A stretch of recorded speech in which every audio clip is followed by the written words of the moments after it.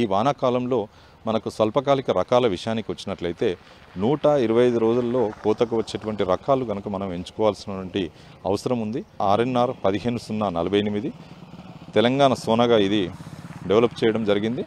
ఈ వరి రకాన్ని సాగు చేసుకోవాలనుకున్నప్పుడు జూలై 15 తర్వాత మాత్రమే మనం వరి నార్లు పోసుకోవాల్సినటువంటి అవసరం ఉంది.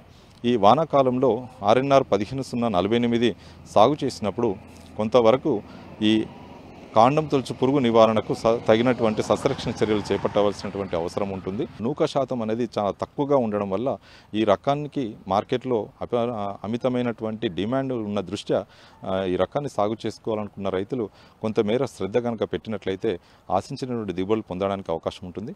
ముఖ్యంగా ఎకరానికి చూసుకున్నట్లయితే 26 నుంచి 30 క్వింటాల దిగుబడి మనకు ఇచ్చేటువంటి రకంగా దీన్ని గుర్తించడం జరిగింది.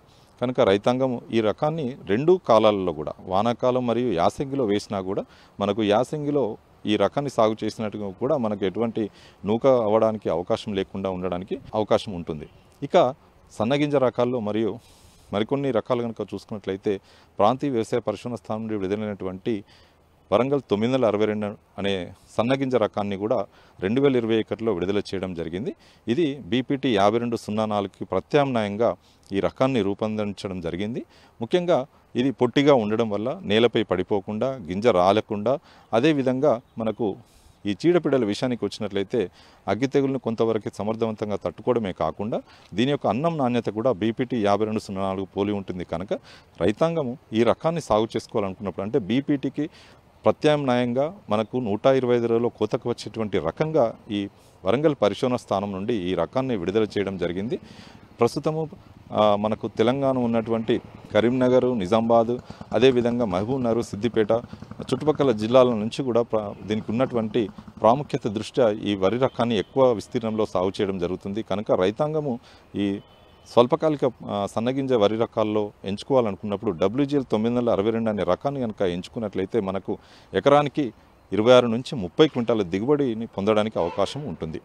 ఇక సన్నగింజ రకాల్లో ఎక్కువగా మన రాష్ట్రంలోనే కాకుండా ఆంధ్రప్రదేశ్ కానీ, అదేవిధంగా కర్ణాటక, తమిళనాడు రాష్ట్రాలలో కూడా ఎక్కువగా ప్రాచుర్యంలో ఉన్నటువంటి KNM 1638 కూనారం వరి2 అనే వరి వంగడం కూడా మనం ఎంచుకున్నట్లయితే సుమారుగా 28 నుంచి 32 క్వింటాల దిగుబడి మనం ఎకరానికి సాధించుకోవడానికి అవకాశం ఉంటుంది.